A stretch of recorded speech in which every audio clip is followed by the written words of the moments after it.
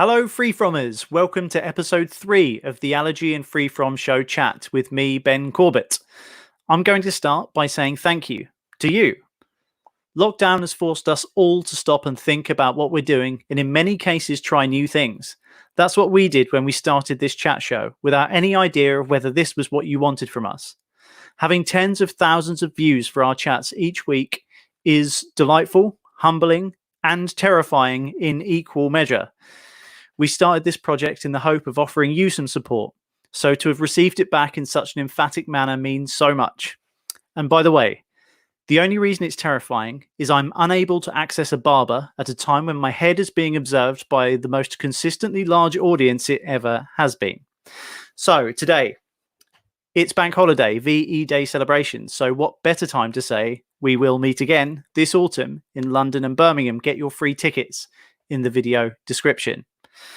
But on this first series of the AFF chat, we still have MasterChef winners, Bake Off and Apprentice stars, puppet shows, and next week, our very first cook-along.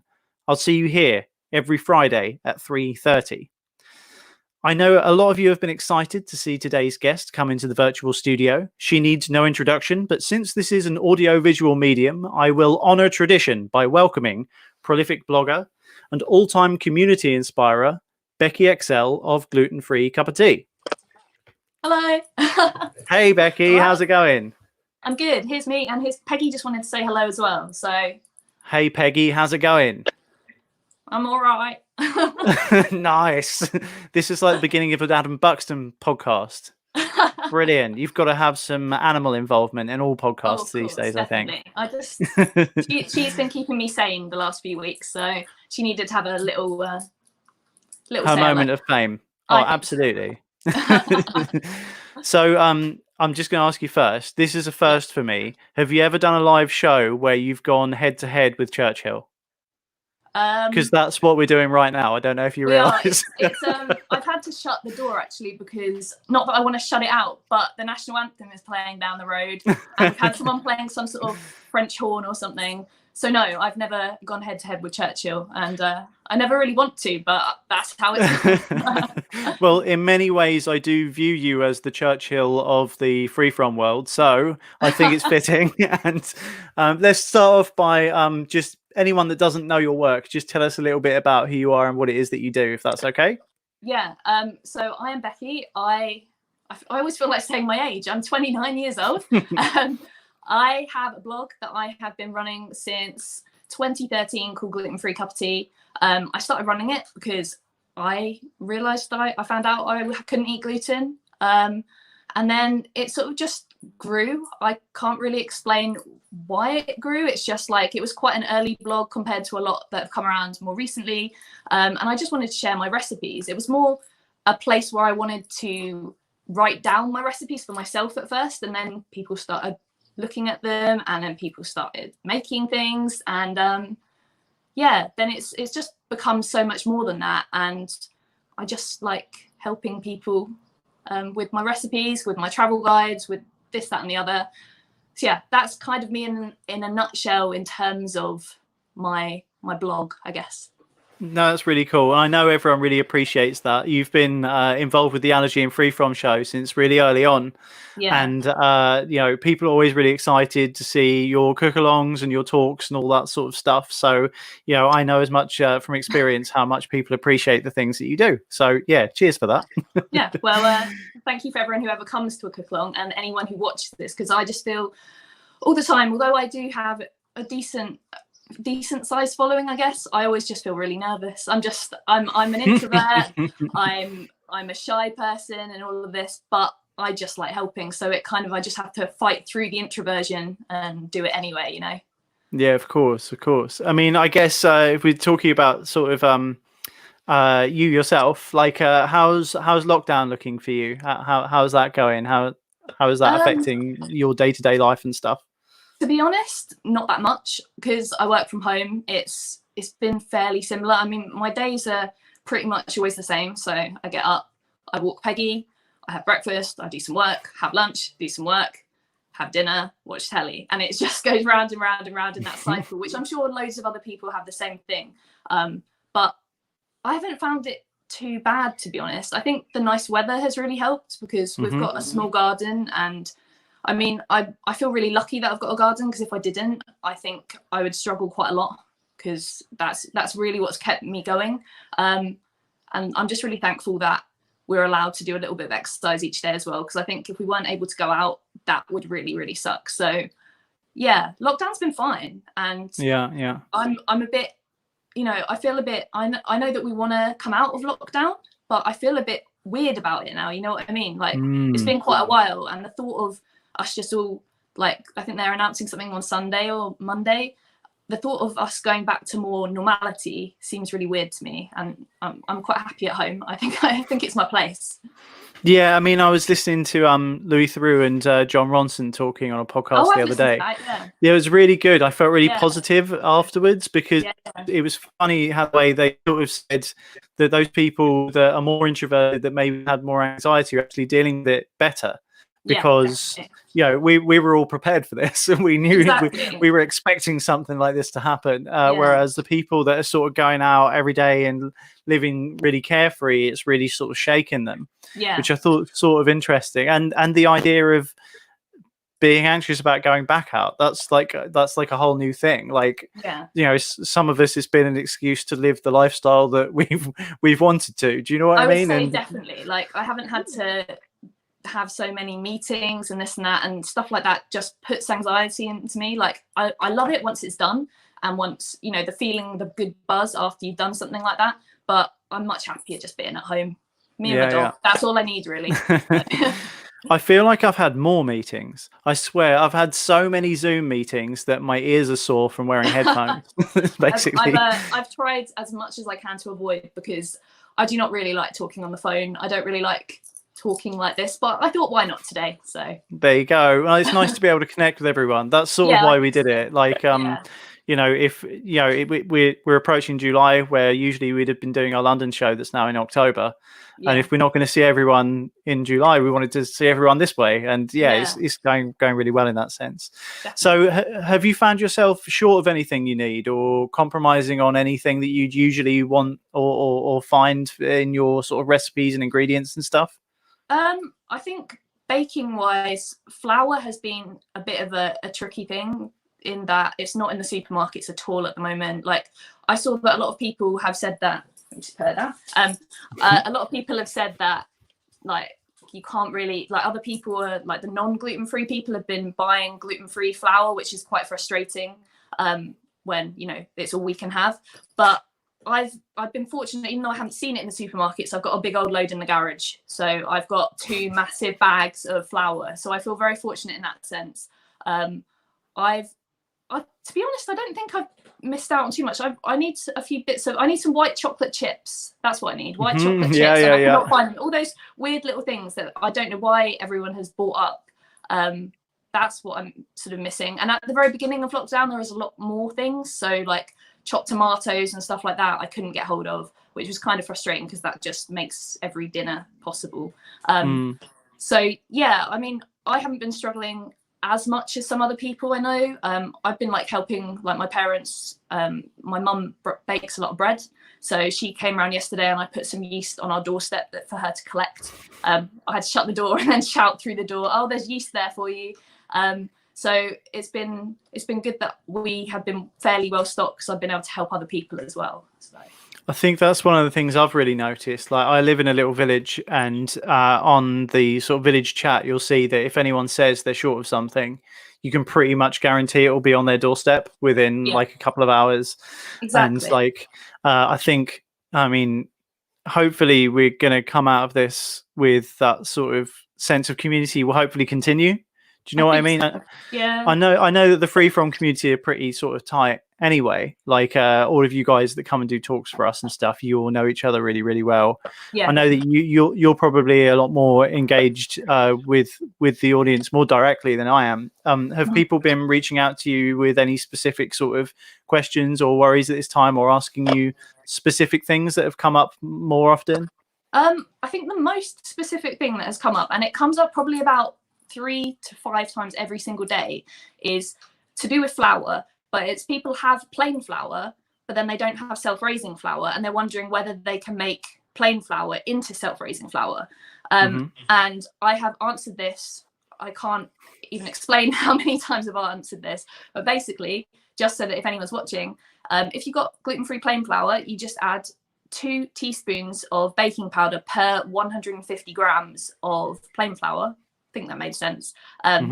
I'll write it down in the comments or something later. And then mix it all together before you put it into your bake. And then you can use that just like self-raising flour. So that's the main thing people have been asking. But just generally, I've had a lot more people just asking questions, asking for different recipes. I think people are getting a lot more sort of wanting to bake and a bit more creative. A lot of people have been saying to me, oh, I've never baked in my life before, and now I've started baking your recipes. So I think people are just trying to keep themselves busy and are kind of surprising themselves with how easy gluten-free baking actually can be. Yeah. I made some gluten-free waffles this morning, and they were quality. I will maybe I will share that my recipe in the I think things you after. should. It was really nice. They were really like crispy and thin, really good. But yeah, we're all sort of got time to do those things now. Well, exactly. I think it's really good. Yeah.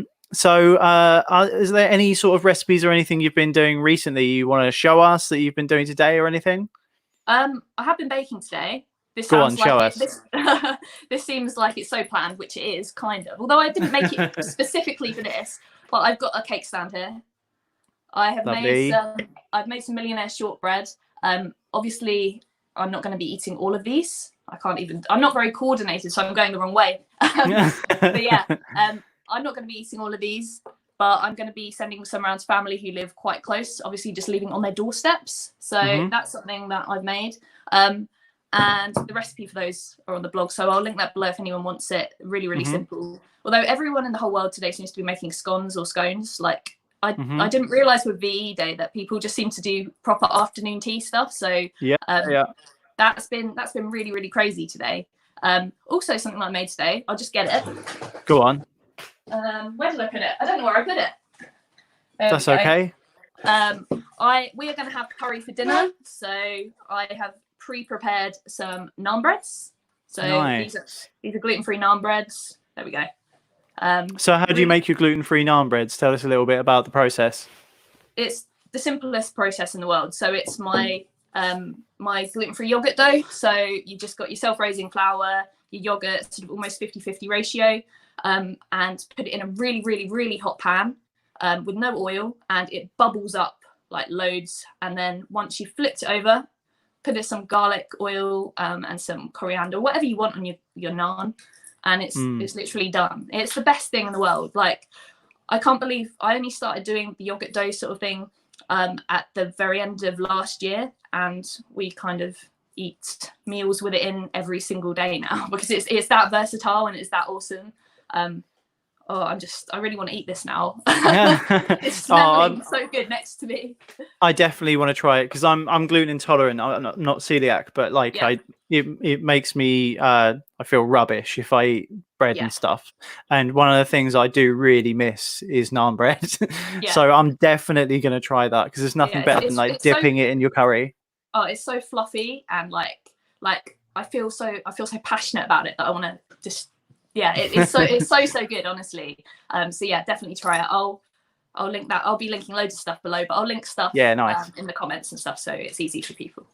Cool. I mean, yeah, yogurt in baking. I've been doing that for years because I do it for my duffins, like my donut muffins, and it makes them nice and fluffy. I was saying to Sarah last week, I do love a duffin, but some people don't call them duffins; they say donut muffins, which for me is just a waste of time when you can say one word, right? Yeah, I've got a duffin recipe on the blog, and I think I called it donut muffins on the blog, and then everyone replies to me saying I've made your duffins. So obviously I'm in the wrong, and you guys are all in the right. Well, there you go. That's quality. So you mentioned scones earlier. Someone made a comment, and I haven't got their name in front of me, that said, "What's your best gluten-free sweet scone recipe?" Well, I've got one, like the ultimate scone recipe on the blog. I have a Facebook group which people go to and share like pictures of my recipes and stuff. And in the last hour, there's been like 16 pictures of scones that people have made. So I think it must be going down fairly well, which is really, really cool. I don't make them enough, to be honest, but they're really, really simple, really few ingredients that I'd imagine every single person who's watching this has in their house right now. And you can make them in probably like less than an hour, like half an hour or so. You can make them and have scones. And I don't care which way round you have your clotted cream and your jam, really. I'm not bothered. I have them one way around one day, the other way around the next day, and to me it goes in your mouth and it all tastes the same, doesn't it? So yeah, well, there you go. Absolutely.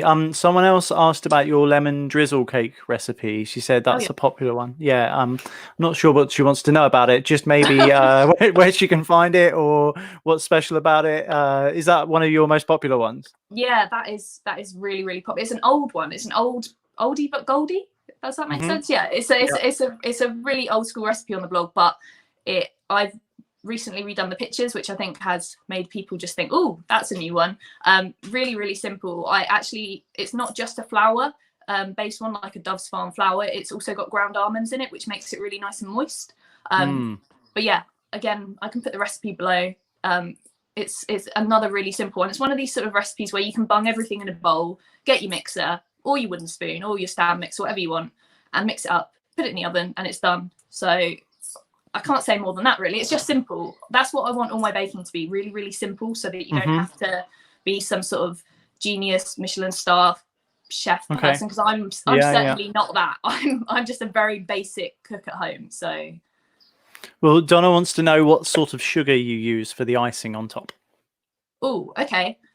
So it depends. I've got two different icings that I use on it. One of them I use Demerara sugar, so that's to give it a really nice crunch, and that's really nice. I'll actually go and get it. And she's gone. Yes. I'm just going to fill the time. There she is. There we go. So this is the Demerara sugar that I use. It's like really sort of, it's not fine, it's quite chunky, so that gives it a really nice crunch. Otherwise, you just can mix some icing sugar, so the really fine, super fine sugar, mix that with some lemon juice, mix it up till it's a nice white sort of horrible thing, not too watery. Mix that together and it makes a really nice sort of lemony icing. So either way, both are good. Okay, cool. Mark wants to ask about your gluten-free pizza dough. He says, is the best way to make a gluten-free pizza dough? The best way to make a gluten-free pizza dough is very similar to making the naan bread. So I've got a recipe on the blog for that. You pretty much do it very similar to the naan bread, but you'll just roll it out that little bit thinner, or you can roll it out thicker if you want like a deep pan sort of classic, what you might remember as like your greasy Domino's pizza or something that we kind of all really miss because it's just not the same what they give us these days. So yeah, so the recipe's on the blog. You can make it deep pan, you can make it, I've seen people using the recipe to make it stuffed crust, or you can make it really thin and crispy. So it's just so simple, and there's no yeast involved, which means that it literally takes 15 minutes. I actually demoed it at the Allergy show in Glasgow. So, yeah, man, we just got that one in. And that's a yogurt based one again. Yeah, yogurt based, really simple. Everyone get your yogurt in. Yes. Leanne says, what are the best cookies you've ever made? Ooh, I have recently made some super good cookies, which I haven't put on the blog yet. That's a bit of a secret. So that's coming soon. Not anymore. But also I made some cookies that are on my blog called the Ultimate Easter Cookies. I made them over Easter, obviously. But you can switch out all the sort of Easter chocolates that I put in them to put chocolate chips in, and the cookie just breaks apart and just melts. All the chocolate chips melt and stuff. It's really good. Chocolate chip cookies are like a speciality of mine. I love them. Although, to be honest, I make the dough and then I start eating the cookie dough before I bake the cookies. And by the time the cookies come out the oven, I'm like, I don't want a cookie now. That always happens. Okay, and just to wrap up our questions from our viewers, Judy wants to know, what is the first thing you're looking forward to doing after lockdown is all done? Ooh, that's other than staying at home and watching TV. Yeah, see, I quite like that. Yeah. Is there a place that you're missing visiting that you like to eat at, or that does a certain meal that you really love, something like that? That's very true. I think I would like to go back up to London, although it's not something that I feel like I'll be that comfortable to do straight after lockdown's lifted because of all the traveling and stuff. Even though I'm 45 minutes away, but it's just the whole train travel. But I would love to go up to London and go and eat an Honest Burger. I love Honest Burger, so that's probably the ultimate. But also, I've been really craving just going to the beach. I'd love to go to the beach. We've got a beach sort of about 30 minutes from here, and it's just not something we can do at the moment. I just want to walk along the beach. So what's your favorite one? Because you're over on the East Coast, right? Or near the East Coast? Yeah, well, I really like Southwold, but it's a little bit further. But Southwold is my ultimate beach. So that's where I'm from. Oh, are you serious? I'm from Aldborough, that side. Aldborough's Yeah, great. just south of Southwold. Yeah, so that's nice. Yeah, man, I would be nice to go back over there, see my parents, and get to the beach. Definitely. Yeah. Fish and chips. Okay, cool. So, a couple of things that are sort of from last week's show. So I've got you and Sarah last week and Emma next week, and I thought it was a good sort of opportunity for me to create the ultimate free from days worth of meals. So Sarah suggested the ultimate free from breakfast, which surprised me. I was expecting some sort of free from pancakes, and basically she said a fry up with gluten-free hash browns. Anyway, Yeah, I loved it, with gluten-free sausages and gluten-free hash browns, all that sort of stuff. So you are in charge of my free from lunch. What would you go for? The ultimate free from lunch. See, I probably am going to seem kind of boring as well, because I'd want to leave the finale, the amazing dinner. I wouldn't want to have someone having something so big for their lunch and so awesome that they don't feel hungry for their dinner. So for me, I think this is something that all gluten-free people really miss. I just want a really good, like, fresh white, like, French stick of bread, just the proper, like, just crusty loaf of bread with some butter on it, some cheddar cheese. I just want a cheese sandwich. I'm more boring than Sarah, to be honest. I just want a cheese sandwich. I don't want anything. The thing is with like us, I think we just miss those really, I don't know, those things that we had when we were a kid. And that's just really simple. I just want some really cheap white bread. Like some really cheap. I want some cheap cotton wool style bread, lathered with butter and some cheese. That's what I want. Really, yeah. That's it. So if you're to go for like a French stick, like a baguette style, which one do you usually go for? Oh, well, gluten-free in supermarkets and stuff now? Yeah. Well, I always find it a bit difficult, but I want to show you something. I got this yesterday. Let me find it. Sorry, I love that you've got all of this stuff ready. Yeah. It's like Blue Peter. Yeah. Well, basically, yesterday or a few days ago, I did an order with Wildcraft Bakery, which they have been at the show. I think they're before you joined the show, but they came to the show a few years ago and made the most amazing donuts. So I did an order with them, and I've got like all this bread. I've literally got so much bread, like endless bread. We had a proper like bread dinner last night, and they honestly just make it's so squidgy. Look, it's just it's so good. Nice. So yeah, I spent a lot of money on all of this, and I'm so happy I did. So that is the ultimate bread in my opinion. I don't think there's any other gluten-free bread in the whole world that's as good as this. So okay, nice. That's a really good tip. Yeah, definitely go and check Wildcraft Bakery out. They're amazing. Okay, cool. Right, so now we've got your question from Sarah, who's going a little bit wild on the chat about us laughing at her fry-up breakfast. I agree, fry-up is the best breakfast. It surprised me, but surprised me in a good way. See, I don't agree with that at all. I think fry-up's boring. We've got disagreement here. We will have some sort of debate in London and Birmingham between you guys at the value of a fry-up breakfast.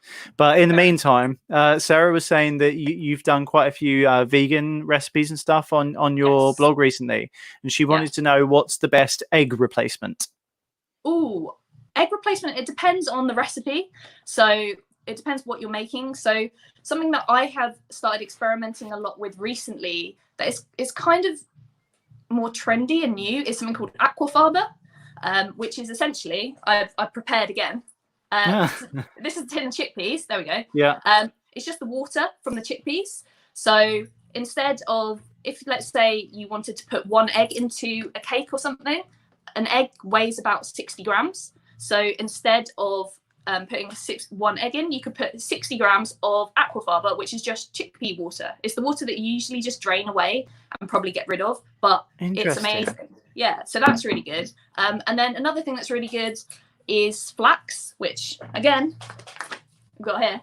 Nice. So you can mix up some flax with a little bit of water and make something called a flax egg, and you can put that in. It works better, I find, in smaller quantities. So not if you had a cake that said 6 eggs, don't then do 6 flax eggs. But it works really well. So okay. Yeah, those are my 2 tips: Aqua Fiber, flax.